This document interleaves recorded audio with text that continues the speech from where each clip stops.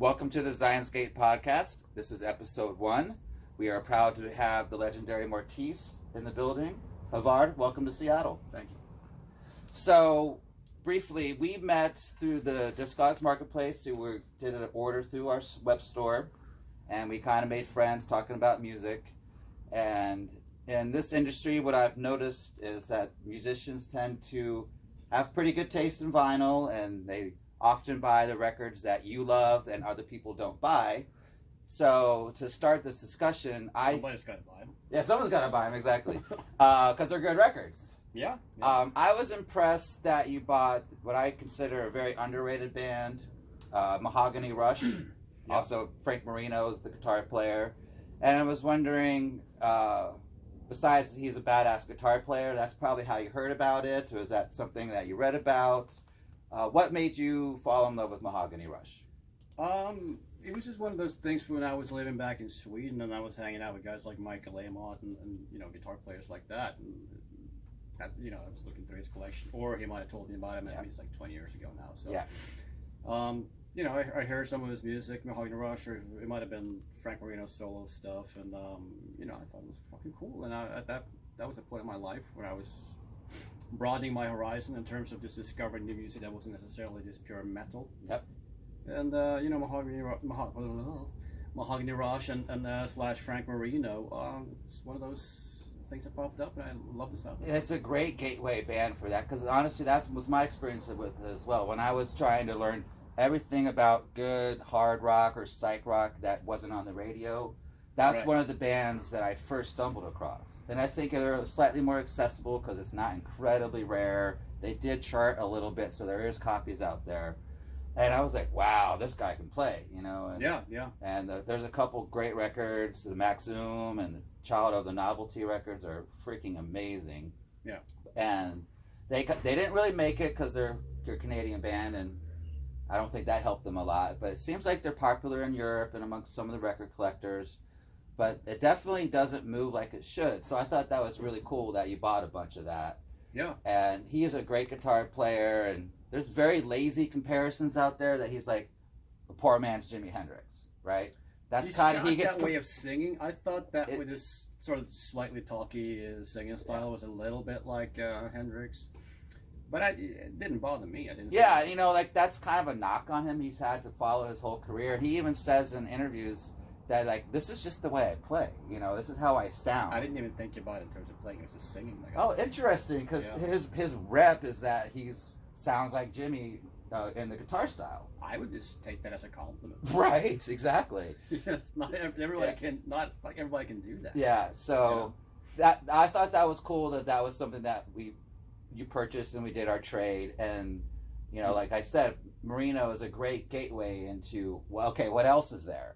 So that started a lifelong obsession, really, of finding good 70s hard rock and that people don't know about. Yeah. And I was wondering, I have my list, of course, and I was wondering if you'd like to share any other bands from that pre-80s kind of proto-metal sound that have really caught your ear over the decades. I mean, I don't know. I mean, I'm pretty sort of standard when it comes down to it, really. I mean, honestly, I'm like your Sabbath guy. Right. If we're talking 70s music, it's Sabbath, Dry Heap, and sort of like, the early 70s up until pretty much they split up, Deep Purple. Yep. And all that stuff, Led Zeppelin, obviously. So it's not going to be like a lot of obscure stuff. So yeah, more of like your standard classic rock, but awesome bands. Yeah. Sir Lord Baltimore. Love Sir Lord Baltimore. So there's a non-radio band. That's a slightly more undergroundy thing, But I mean, most people have probably seen the name if you have half an interest in 70s rock. You've seen the name mentioned on Blue Chair, Oh, hard to go wrong with Blue Chair. Yeah, I can't really miss those guys. They pretty much laid the groundwork for everyone else. Yeah, so the next level down of all these... Naturally. Pentagram, of course. I'm a big hype last 10 years or so. Yeah. Rush, speaking of Canada. Triumph, I thought were good. Triumph is incredibly underrated. They have that Allied Forces record is amazing. That's fantastic. And they're one of those casualties of the radio, and maybe not the right songs getting played. But back in the day, and they toured heavily too with probably Van Halen and all those kind of bands. Late 70s bands. Late 70s bands. Yeah. I would imagine, as a fan of music, you like UFO and all the Schenker stuff. I tried. I couldn't get into To it. the early UFO I stuff. bought a bunch of UFOs because I'm thinking I bought a bunch of UFOs. Hey, is that part of the stage act now? Yeah, we need a bigger stage though. Yeah. But no, I bought a bunch of UFO albums, and because I got them cheap, and I'm thinking I'll get into this, and I couldn't. I don't know what the fuck was wrong with it, but I just couldn't really get into it. Yeah, that's Same with interesting. Schenker.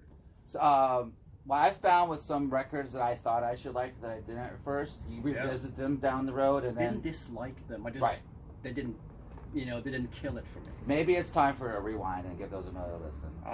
Maybe I should. Yeah, I think you should. Yeah. But I mean, even if you're not a fan of UFO itself, it's hard not to be a fan of Michael Schenker's playing, for sure. Oh, he's a good player. Yeah. Yeah, for sure. Yeah, absolutely. It just wasn't my thing. Yeah.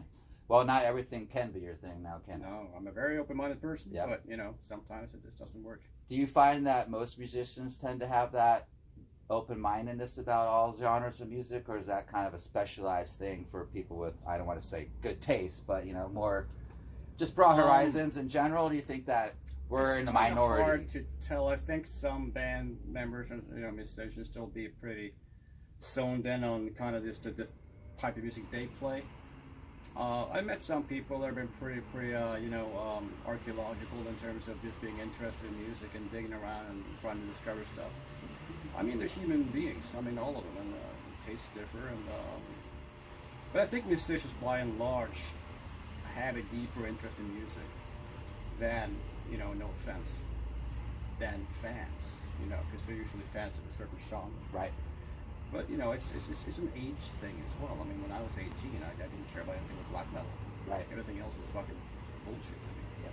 But that changed, Yeah, the musical growth and just phases you go through, like as an adult, from childhood to adulthood, can be quite drastic and also and fun. Have the nostalgia of certain things. And that's why I found that the older you get, the more open you tend to get towards all genres and just respecting what people like. And for example, when people come up with a record that they might be embarrassed to buy or whatever, I'm like, that's my favorite record. It's the next one that sells. It's great. You love it, I love it. Man, when I was like 22 years old, I kept pulling out Ultravox singles. And I bought them. I collected Ultravox singles. So would you be embarrassed now to walk up with an Ultravox record? No. Absolutely not. I don't give a fuck. I mean, I like it. Exactly. Like what you like. like. If you like it, you can fuck off. I mean, You're in a record store. You're buying something. That's good. Don't be ever embarrassed of what you're buying. No, because, no.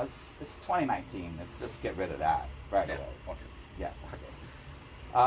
So then I know you also are a fan of the 80s hard rock sound, like the Wasp and Cooper and Kiss and all that. I mean, that's what I grew up with. Yeah. I mean, I was born in the 70s, but I was pretty damn young. I mean, I didn't really get into music until I was probably about 5 or 6 in the very early 80s. Mm-hmm. Seeing Kiss on TV and all that stuff, with Gene Simmons and the Blood. And obviously,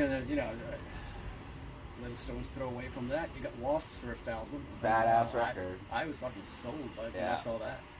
So I'm assuming, but I could be wrong, that none of those bands came to Norway on tour when you were a kid. No, Wasp. Well, the legend goes Wasp were pretty much banned from playing in Norway back in the 80s. I mean, Norway was a pretty conservative Christian country up until not too long ago. We didn't get a lot of shows. In the 80s, we got barely anything. I mean, unless it was like Maiden or Motley Crue. Or Madonna or something like that. Well, I mean, in terms of hard rock. Right, of course.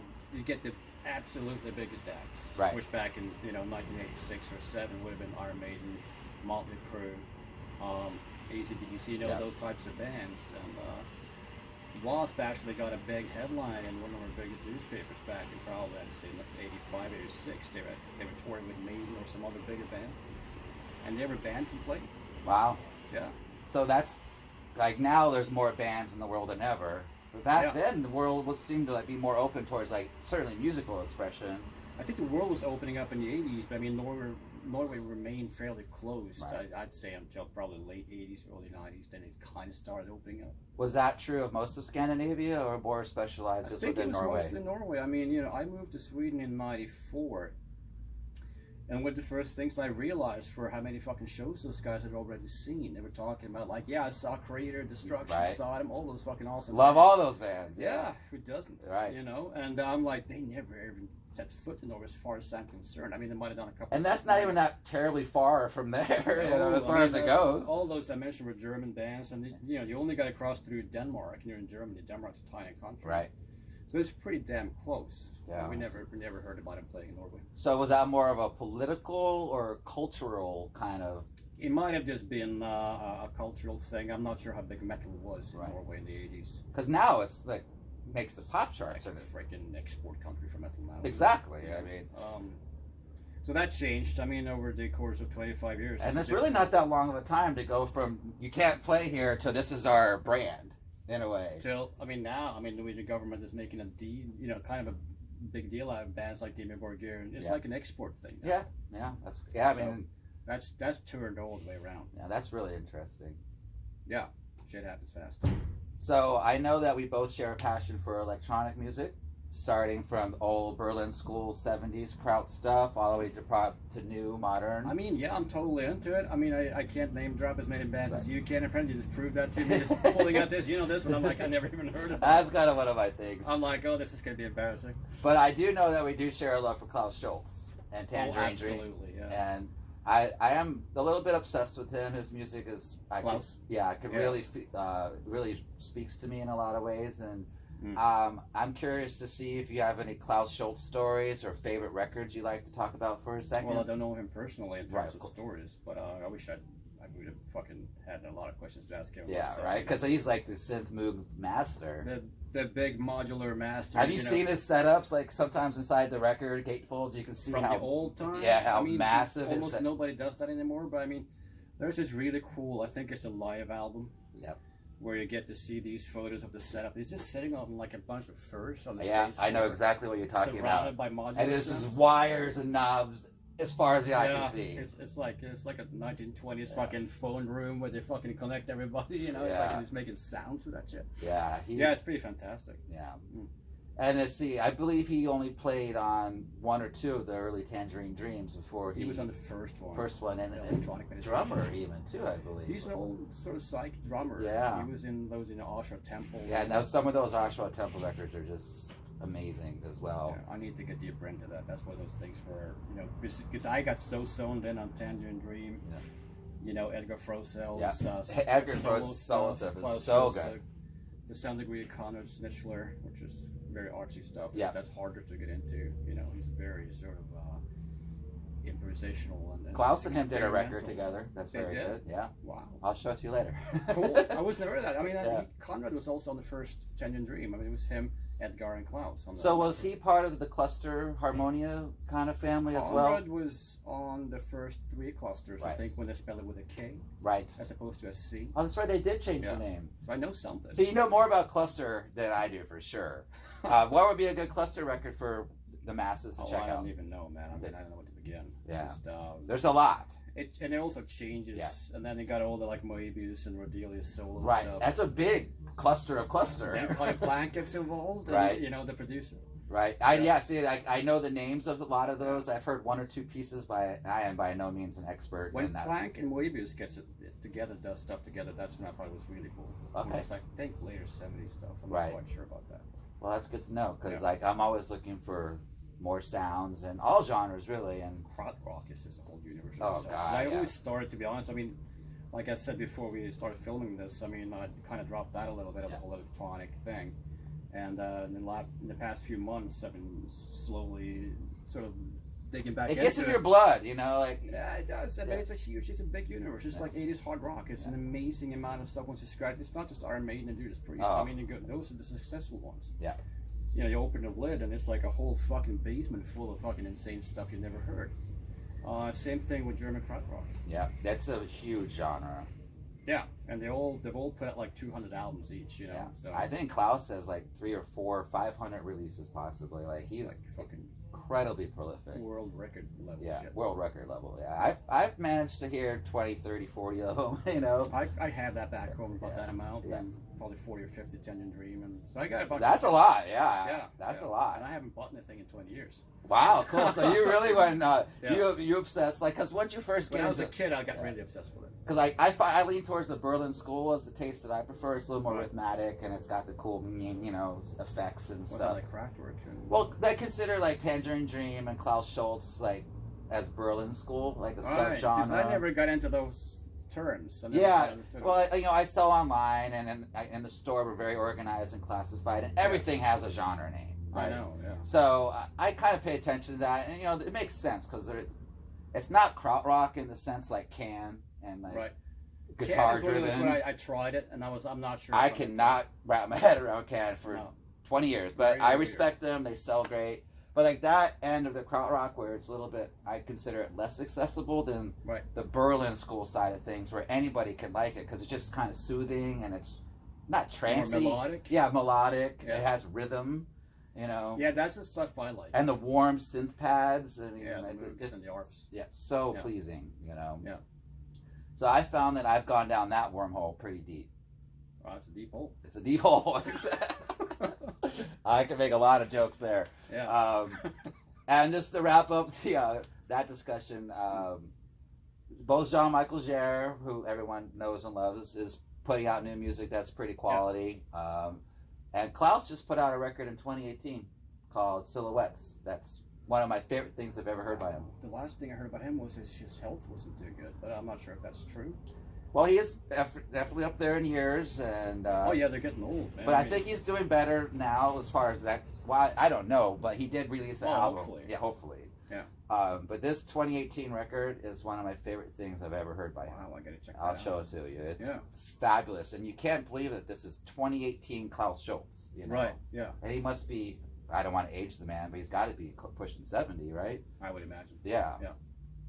So, and that I thought would be a cool thing to discuss with the people because, not everyone in the heavy world knows about all these other cool worlds of music as well. Well, what I liked about the sort of like German early pioneering electronic music as a metal kid was that was my way of looking at it. Was I thought it was kind of dark and deep music. Mm-hmm. I mean, because that kind of harmonized with the way that I was thinking at the time, which was all about fucking finding dark sounds and so it was cool for me to discover that it doesn't have to be metal to be evil. I mean, I thought in simple terms back in those Yeah, days. I experienced that the same way. The words that I came up with in my mind to describe that sound is hauntingly beautiful. Yeah. Which is just another way of saying dark, and I like it. You can any words you want to use, but Yeah. like that always struck a chord with me too, as It's a a lifelong better metalhead, expression for and sure, yeah. like I was like, oh, this is really speaking to me, and it's Yeah. so. With that came this dungeon synth movement.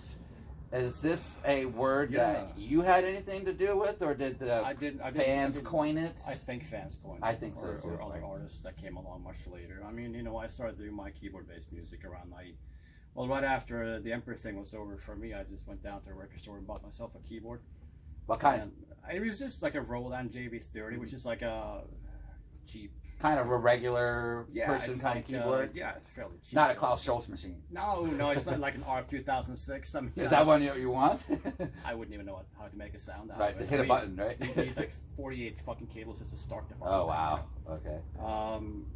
It's what they call modular synthesizers. When you pretty much need like an engineering degree or something like that to understand, or be like a big ass above our pay grade. Yeah, I'm not nerdy enough. Right. I mean, you can get those as soft synths these days anyway. So I mean, I've worked with it in the sense that it's just an electronic plugin. But I mean, I could never fucking work with a big actual physical monster that an ARP. That's an education right there. 600 Oh yeah. Well, Klaus Schulze was one of the first ones to use one. I think. I believe so. Yeah, he was very groundbreaking in many ways. Yeah. And he's been said to be a very intelligent person, so he can nail that kind of stuff. I mean, I wouldn't know what the fuck to do with it. Right. You'd have to study. Yeah. A lot. I don't have that kind of time anymore, and nor the patience. Right. I would just lose my mind. I understand completely. I lost the plot now. The dungeon synth movement, where you segued into this electronic, heavy, dark ambient. Yeah. The dungeon synth tag as a genre name, I think is fairly appropriate. How do you feel about getting labeled as that? I don't know. I mean, it's flattering that a lot of these Dungeons musicians seem to consider me one of the originators of this. I mean, but back in '93 when I started working on the first album, it was really just a matter of me.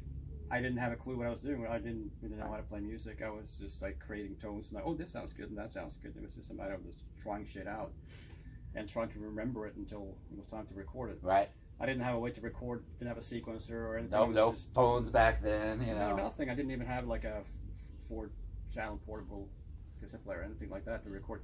So it was just, for me, it was a matter of just writing shit down in different colored pens according to what kind of sound I wanted to use. Oh, that's fascinating. Can you explain that a little bit more? Like, not musical notes, but like this color equals this tone? That's exactly what it was. I mean, I would just write down, I mean, if it was like a synth flute or a synth brass or a synth fucking viola or something like that, I would just No torture chamber sounds?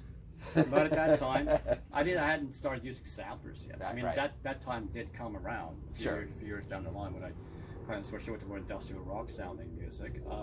By that point, I was more in tune with knowing what I was doing as well. I had a bit of a clue. Practice makes pretty good, right? Yeah, and there was a lot of reading of manuals and trying and failing, and then just like analyzing other people's music and trying to figure out. It took me a long time to realize how bands like Tangerine Dream got those arpeggios going, because I thought they were played live by fingers. Right. They're played by machines. It's a trigger in a way, right? Yeah, it just tells notes what order to play, and then if they should be randomly or upwards or downwards on the scale. And that's why they can sound so perfect too, right? Like they make sense the way it goes. Because it's done by machines at the end of the day. Right. You can make those machines sound fairly kind of flowy and groovy by shuffling and some shit like that, but it's not a man up there just doing all this fast figure doing work. that fucking shit. Right. Right. No. That's very interesting. I think a lot of people maybe would assume that, certainly in the beginning. You have to be like a virtuoso right. to be able to do that. Right. And I think that kind of kills off half of the idea of electronic music. It's electronic music. It's made by machines. Right. All you're doing is you're programming it to do... Oh, yeah, you're telling the machines what to do. But then they make the music. And that takes a brain as well. Of course, yeah. You can't just push a button and you got a fucking record. That's not the way it's done. So then in your earliest recordings... When did you see the switch from, okay, this is baby steps, colors, sounds, into a product that you were proud enough to release? It was just a matter of me sitting there coming up with enough music, writing enough notes in red, blue, green, and black pen, and figure, I think I got about 4 to 5 minutes of music. Okay, I'll hit the studio, and that's when you realize that, oh shit, that sound didn't harmonize with that sound. Yeah, when you get to the studio, it gets real, huh? Because that's when you start overdubbing stuff. Right. I didn't have a chance to figure that out. So everything was happening in my head. I would come up with like one part, and I'm thinking, well, I need more parts on top of this, as you do in music. Sure. And so you try to remember the first part while you're figuring out something else to put on top of it. And I wasn't a musician in the sense that I would know what notes would harmonize or not harmonize with other notes. I still don't. But right, that's a whole process. Now I have a lot of equipment so I can try that shit out. Right. But back in those days, it was all up here. So there were a couple of moments in the studio for the first album, at least, that were a little bit embarrassing. When I was tracking over the first, I was overdubbing, and I can just hear it going like, boom. Not in the good way. No, the technician's just going like, what the fuck? And I'm like, let me just change this a little bit, But that's how it was. Well, I think throughout the course of rock history and music genres in general, some of the most important bands, they go to the studio and with the idea that it's going to be a learning experience, and they use the studio as a tool to make their sound better or bigger or whatever word you want to use. Yeah, I mean, the more money you have, the more people you can bring along, that can actually sort of help you out and produce your record and all that stuff. I never had that kind of money. Right. And back then, everything was very underground and budget. Well, it was me and there's a guy sitting behind the mixing desk. Right. It's not like you had a whole massive studio paid by Warner Brothers to go twiddle away for 6 months. Never had that. Right. I did twiddle away for 12 months once in a studio. Oh, really? Yeah. What were the results of that? Pretty good. I mean, but I knew this studio guy. We had a good package deal. He was very patient with us. We fucked around for a long ass time. And this was the Mortiis days, or? Well, the band version of Mortiis. The band came later on. Right, the heavier, more industrial style. Yeah, that was for the Great Deceiver album. Great stuff. The Grudge album. Actually, the Great Deceiver was and those were for a year and a half in the studio, and then the Grudge was like a year. And those were the earache years, correct?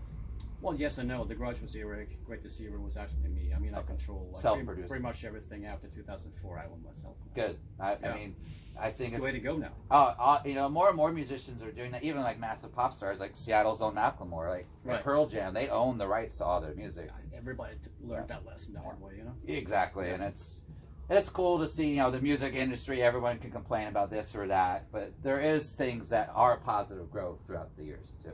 You'll learn your lessons the hard, expensive way usually, and then you kind of dust yourself off. Okay, I got fucked for 10 years. You know, either one out of two things are going to happen. You're going to give up, or you're just going to go, all right, I'll try this again. Yeah, I mean, life, music, it's hard. You know, you learn, you go, you try to make it better, and you try to keep doing what you love, and hopefully there's at least one other person that cares. You know, and you just build a career and keep going. Keep going. Yeah. So, what year did you start this musical journey then, for the record? Synthesizer stuff for a way to. No, just when did you consider yourself a professional musician? That day hasn't come yet. Good answer. Good answer. So, I wanted to ask a little bit about any extra preparation you need to do for not your stage character necessarily, because we all know that, but more like your sonic or visual aspects to your show. I know you do some sort of stage presence stuff that's pretty cool. We do that when we can. I mean, I usually try to build it like a little forest up there and get some vibes going. But I mean, it's logistically, it's kind of a challenge. Yeah. So things going well today in Seattle. I mean, we just flew in. I can't bring a bunch of trees on the plane. Right. So did you go out and forage? We're supposed to meet somebody later that's going to do that. Mm-hmm. That's kind of why my driver went off, because he's trying to liaise with the other guy that I'm bringing on tour. And that dude from the venue, that's kind of like, we don't know the local area. There's actually a very large park with thousands of trees right down the road. Yeah, are they dead and spooky? That's what we need. Like a bunch of like pine forest. That's not gonna cut. It's like a fucking like Christmas Eve on stage. Right. You might be able to find something. So when you can, you bring some local forage, like cool, I mean we do stuff. the most of it. I mean, so it varies a little bit. And you never know what the stage at a venue is going to be like too. And that probably plays a big part of it. Yeah, exactly. I try sometimes in advance of shows. I try to look at the specs, the venue specs. Oh right, I'm sure that comes with the writer or whatever. Well, it's supposed to. It's supposed to, right? Sometimes it may not do that, but that's the idea. And then, what kind of gear do you have for this tour? I minimize it. I like the visual aspect of everything. I don't really like the idea of putting up a bunch of keyboards up there and everything. To me, that kind of ruins the whole atmosphere of the escapism that you want people to. Because that's kind of the appeal too. Like I don't want it's a fantasy land and of whatever darkness or hope that whatever it means to people, right? Exactly, whatever. But it means you don't want to distract that with a fucking Roland logo or a Moog logo or So it's you, a machine, some spooky trees and fog. They make it sound so cheap now. Oh no, I'm great. You and a couple of spooky trees. It's like people just return their tickets, as soon as possible. I think people like that aspect. I know what you mean. Yeah. So is there other musicians with this tour, or is it just a solo? No, it's a solo. Oh, very cool. I would have liked to bring others. I would have liked to go back to this. Or when we toured with the Stargate over here, we had like Sarah Jessica Diva. I know the old, she's not what she's sung to me, but the singer I used to work with. At least that's what I was trying to say. So you get that organic vibe to it as well. That she has. I had a couple of percussion guys. I mean, I'd love to go back to that. But this is kind of the first time I'm doing like Era 1 live shows for a while, so I'm kind of like easing myself into it. That's smart, because like that, to bring all the extra people, you need a long tour, lots of dates, make it worth people's time. Bigger vehicles, a lot more people on the payroll. Yeah. So if it, there's always a risk it's going to be a freaking failure. It could bomb. I mean, we've done all right so far. Good. Merch has been fucking amazing. Well, I was wondering, like, when is the last time you even played Seattle? I think it must have been we were here for the Stargate tour. That was 20 fucking years ago. I was going to say, I don't ever recall you being in Seattle. And I think we went here on the Black tour with Danzig in 2005. As a support act? Yeah, we were one of many support acts. Yeah, because the little bit of asking other like older people into like dark music, I was like, have you seen Mortiis in Seattle? Like, the only person that had a response was, I think it was about 20 years ago. Yeah, for this version of Mortiis, so to speak. Well, 2 decades. Have you visited Seattle other than that as a friends, family, tourists, anything, or just musicians? I am the world's worst tourist. I mean, you know, when I'm not out doing shows, I just stay at home. Right, and that you reside in Sweden or back into Norway now? I've been in Norway since 1999. So back, born and raised, Sweden, and then back to Norway. Yeah.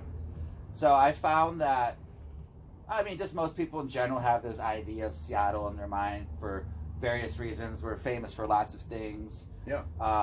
Do you have any Seattle musicians that you've always aspired to, that you like to talk about, or just kind of Seattle culture things that you find that are appealing to you? I like the way the city looks. It feels a little bit less American than some places I see over here. You know, maybe I sound pretentious when I say it, but it feels a bit more like home here. That's good. And that, as opposed to many other American places. So I like that. I think it might be the mountains you got going here in the horizon. We're surrounded by mountains, forests, water. That's the way I grew up. Yeah, exactly. You know. You feel that little bit of home in your heart. In a sense. Until World War II, Northern Europeans were the largest ethnic group in Seattle, so there's definitely a very big influence of Northern European culture here. Exactly. That's a good I note. knew there was something. I could feel it. Well, there's giant mountains everywhere. You can feel that too. Did the grunge movement hit the Scandinavia scene pretty hard? Like it hit the world pretty hard. Exactly. I mean, everywhere got it. Yeah. I didn't really connect with it at the time. Sure. Because we're talking like 92, 93, 94. That was when it got big over in Europe. I know a lot of the Nirvana stuff and everything else came out before that too. I mean, right. Of course. You know, it was probably the second or third album I really hit big or something like that. Yep. But I was a pretty diehard black metal kid. Well, at that point too, like you liked black metal and nothing else. It wasn't cool to like grunge or Motley Crue or whatever. No, I grew up on it, but that died for me. You know, when I discovered death metal. Yeah. And about 2 seconds after death metal, I discovered black metal, or like the early. Sort of. I mean, we're not talking Venom, Sodom, Hellhammer. I mean, that was already in my past. Exactly. I loved that stuff, but then the more modern black metal came around, like Blasphemy, Beherit, you know, Sarcophago, and all that stuff. Mystifier. You know, those South American bands were fucking crazy. Incredible. Still fucking crazy. Still crazy, exactly. Still crazy. That'll never. I mean, South America is just crazy. So, like a lot of cool stuff happened down there, like early shit, like Sepultura. You know, one of my favorite bands of all time. Yeah, for sure. There you go. So then we got inspired by all that stuff, you know, and about a year later, Norway was fucking blooming with new. It's almost a tourist attraction now, in a sense. I think it is. I mean, it is exactly. Like Helvet, you know, it's now Nessa Blue Records, you know, that took over. I have people come in and say, "Oh, I went to that store," you know. I'm like, well, I mean, that's awesome, of course. You need a bank loan though, just to buy one record in that store. I imagine they're making a little bit extra off the nostalgia factor. Oh, there's no doubt. Yeah. So I also know that, I'd say most people with half a brain, you were inspired by Tolkien. And I read a lot of Tolkien back in, I'd say, between 91 and 95. That was like my big time for that stuff, you know. Did you branch out to other fantasy artists and authors, or just kind of stay in that wheelhouse? Once you read Tolkien, not a lot of other stuff can really measure up to it. That's the way I feel. I tried some stuff, you know. I mean, I even forget those authors' names. I mean, well, yeah. If it's been since '95, I don't blame you. Yeah, I mean, after that, man. I mean, I've been more of a horror guy. Mm-hmm. You know, the usual fucking Stephen King shit. Sure. Stuff, yeah. So I mean, fantasy to me, and this probably sounds a bit odd coming from me. I mean, most of it is just fucking cheesy, sort of low budgety. You know, even going into movie land, you know, I was heavy on the Conan the Barbarian film. I thought Arnold was great in it. I love the Conan movies too. The soundtrack's great too. Bass of Polydorus, man. I mean, I ripped that off. Well, I didn't rip it off because I wouldn't know how to do that because he's classically trained, obviously. I mean, I actually can hear that sound now that I think about it. And like I see, if you listen to the Stargate album of mine, that's a lot of things I stole from that. I can totally see that now. That's a big thief. Would you like to give credit to any other records that you blatantly plagiarized? Or been inspired by? And that genre, I mean, Basil's Conan soundtrack is 90% is taken from that. What would you consider that? Because it's kind of an ambient record. I mean, what would you even call that? The soundtrack? Yeah. A score, maybe? It's its own... The Conan one, right? Yeah. Well, I mean, it's like an epic score. It's very bombastic. So that's a good example of a score because the soundtrack is the music from It's got a lot of classical elements. I mean, I'm sure it's like structured up in its sort of traditionally classic way, like Wagnerish. That's a good, and beyond. You know, yeah, that's a good point because that record is very cool and it's. Oh yeah. It seems, I don't want. It's unique in a way. It's its own thing. It's powerful. Good word. Yeah. Perfect. So, we're gonna end it with one question. All right. Do you like cats? Yes, I do. I used to have a lot of them. For some reason, they always piss on my floor, my stuff. They go in there and they piss and they shit on my cables. I have a lot of fucking cables. You know how hard it is to get rid of cat shit from fucking guitar cables or like jack plugs, you know? Luckily I've never had to do that, but It's like you gotta clean one at a time. isn't that what your roadies are for? I just threw out the cables. I was bet. like, fuck this. I'm not even doing this. So I have a love-hate relationship with cats. I mean, I like them. Very independent animals. Yes. Very moody and everyone's a character. Correct. But we don't have one right now. I mean, our neighbor's cat is adopted, so he lives more with us than with the fucking neighbor. Right. Do you have to feed it too? Oh yeah, that was probably the mistake we made. Yep. That was your cat. Yeah, or we're his parents or whatever, or we're his cats. I don't know how the fuck he reasons, but I mean, he sounds like a fucking goat too. He just, bleats. I've heard some pretty crazy sounds come out of some felines. He's That's for sure. He's a loud talker. Well, He's a nice cat. Just wanted to end on a funny question. Appreciate your time. Absolutely, thank you. And now we'll nerd out about some more records.